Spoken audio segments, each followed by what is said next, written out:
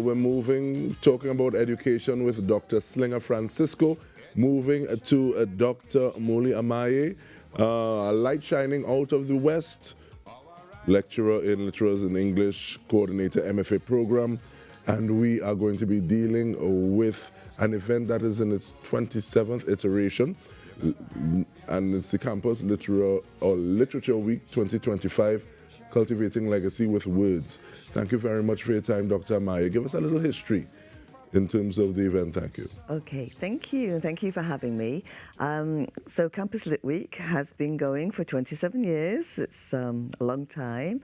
It started long before I came to the University of the West Indies. It was started by Professor Funjo Aigina and Merle Hodge and other greats from the Department of Literature in the UE. And you're saying Professor Funja, and we also say, okay, well, some people would ring a bell, but we also say Professor of Blessed Mention as well. But in terms of some of the things that are happening this time around, because even skipping to the end and looking and seeing that there's a writer in residence and the gala event loves legacies in the Caribbean novel. What does the Lit Week really try to bring about? What is the main aim of it? Okay, so Literature Week is basically it's run by the MFA students, the Master of Fine Arts in Creative Writing. And it's a celebration of literature coming out of the Caribbean, coming out of Trinidad and Tobago. It looks at the work that they're doing and the legacy that they're continuing, following on from all the writings that have come before, all the storytelling, all the poetry that has come before. We have a writer in residence, as you pointed out, and this year we have Miss Ingrid Purcell.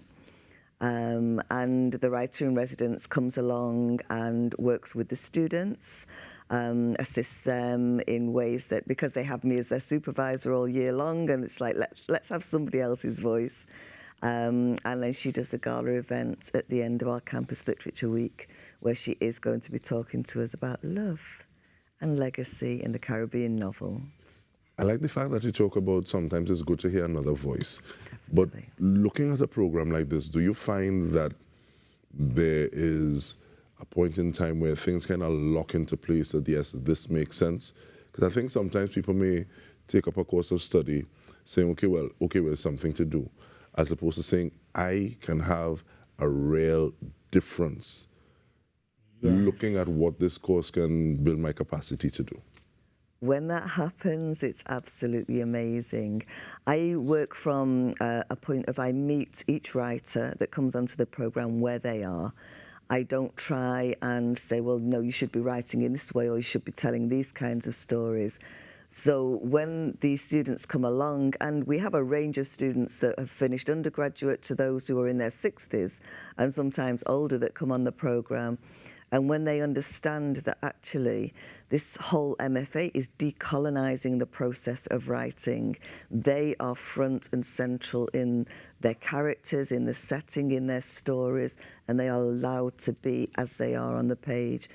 And when that clicks in and they realize and they start to get published and they start to take part in other things where their voice is being heard, it's an amazing feeling. And I'm grateful for that. And I also think that just the action of intentionality for Lit Week and saying, okay, well, the students themselves, they are required to put it together. So as opposed to being on the back foot and waiting for somebody to do something for them, what kind of experiences have you seen or the feedback you get from individuals when they say, okay, well, it's my responsibility to ensure that this week takes place, as opposed to saying, okay, well, if somebody invites me, I'll come, I'll do a reading. Well, they decide on what's going to happen. So we have all sorts of activities going on. We have interviews and we have panels, and the students themselves, first of all, they decide on the topic. So Campus Lit Week, CLW, I asked them to come up with something, and this year they came up with Cultivating Legacies with Words. And they decide who they're going to interview. They decide what kind of panels that they want to bring forward for the week. They decide on the readings. We have lunchtime readings, and they will invite, we very often invite writers local writers to come in.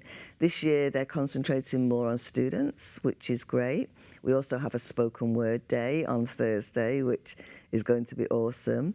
So they get together and they decide, okay, I think that this would work. I think that we would like to have this. One year we had a sign language panel, and it was absolutely amazing because sign language is a language, it's words, so yeah, the students bring all of that energy to it, and it's really good. And looking at that cultivating legacy with words, how does that tie into some of the things that you had spoken before in terms of, one, decolonizing the literature that exists, and also adding to it, taking it forward? Well, that's the great thing, because certainly in Trinidad and Tobago, but also throughout the Caribbean and the diaspora, we have the greats. We have literature that has been written, that is out there. And my students are reading that literature, and then they're coming forward and saying, okay, how can I add to that? And they're understanding, a lot of them are writing young adult. So they're writing for the youth of the Caribbean to say, okay, these are our stories. These are our legacies. So they're taking the legacy from the past and they're cultivating new legacies for the future. Really some kind of Sankofa business. But even looking, you've spoken about a lot of responsibility on the students and the participants in the program. How does the UWI help to facilitate this process? Okay, so we've been doing it for a lot of years. So each year when we have an intake of new students, we can say, okay, this is what we have done. And this is where we can help you. So marketing and communication will help with the posters. We have a tech guy that helps with all the interviews, setting everything up and putting people at ease. Really interesting, and the way things have changed is during the pandemic. We had 1 week when the country was closed down, when Campus Lit Week was due, and we used to do it all on campus, and we had to switch to online with a week to go, and we did it. And since then, since everything's opened up again, we've actually got a hybrid. So we have things online and we have things in person, and then we make sure that the in-person things go online. So there's a website that people can dip into whenever they want and have access to the whole week. I think sometimes people talk about ideas being entombed on shelves. So that force into that hybridization, I think, is also helps in terms of access, because people can look at it from different places, go back to it as opposed to remember, yes, that was nice when I was there. Yes. But and to that point, how do people become aware, okay, this is the schedule, this is what is happening on this day, this is what I can come to, this is what I can view from distance? Where's that information available? Okay, so the posters are coming out. We're a little bit late this year, but they are coming out. It's true Trini time. We have live readings in the Alma Jordan Library on Monday, Wednesday and Thursday, 12 till 1. Anybody can come along to that. Our gala event is on Friday evening in the CLL auditorium. Again, it is open to the public. We encourage you to come along. That's 5 till 8 p.m. For everything else, there will be links every day sent out through marketing and communication, on Facebook, on Instagram. People can go onto the UE website, to the Department of Literary, Cultural and Communication Studies, click on the events button, and there'll be a button there to take them to everything that's happening. What kind of questions do you get from potential students, participants of oncoming cohorts after Caribbean Literature Week? Well, people want to know, number one, can they be involved? How will this enhance their writing? Because writers are very lonely people, but this creates a community of people in the same mind who want to understand what it is that they're doing, how they're writing. We have amazing writers that can just sit down and throw out a book and not understand their whole process of having done that. When they come onto the MFA, they understand that they're going to know, oh, this is how I'm doing this, and then they can take that out and they can teach that, which is continuing a legacy. And with that, in terms of that community, speak a little more about the Writer in Residence initiative, thanks, and how it really helps the whole thing move. Okay, so the Writer in Residence, we have one every year, most years. And this year, with Miss Ingrid Passau, she is attending classes with the students. She's available to have one-on-ones with any of the students that want to. They will send her some work, and then they will sit with her, or they'll go on Zoom with her and just discuss their writing. She'll attend literature classes of the undergraduate students, which is really nice. She's doing some workshops with the postgrad students. So not only this cohort of students, but some of the ones from the past cohorts are coming along to the workshops that she's running. It's really helpful.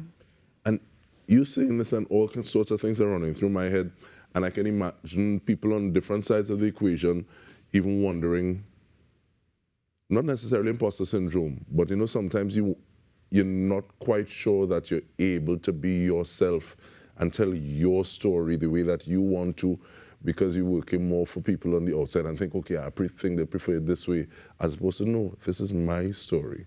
What are those conversations like? Those conversations are fantastic. When it suddenly clicks in with a student that they don't have to write in a particular way, let's say in a very literary fashion, that they can use the local vernacular, that their characters can do anything that a whole character, a whole person would do.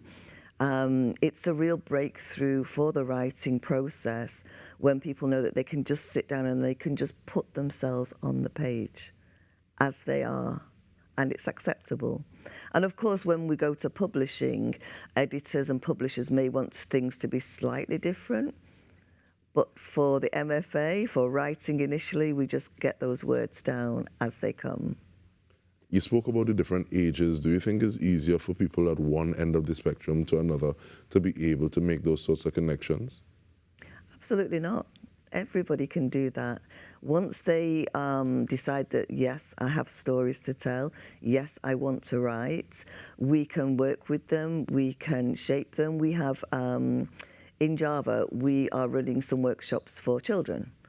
So that's starting them on their process of really thinking about what creative writing is to them outside of their curriculum at school, and encouraging them to think about themselves, to think about their characters as whole spectrum people. So it starts from any age, and we encourage people to write how they write. People might be doing speculative fiction, they might want to do something historical, they might just want to do real life here and now, and anything, because that's how they want to write, that's their creative journey, and we sit with them where they are.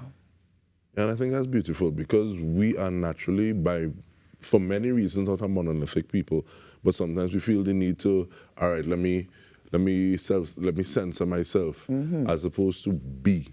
And it's just important to be. And thank you for having, it's the 27th iteration, looking at the Caribbean Literature Week. Thank you very much, Dr. Amaye, Dr. Muli Amaye.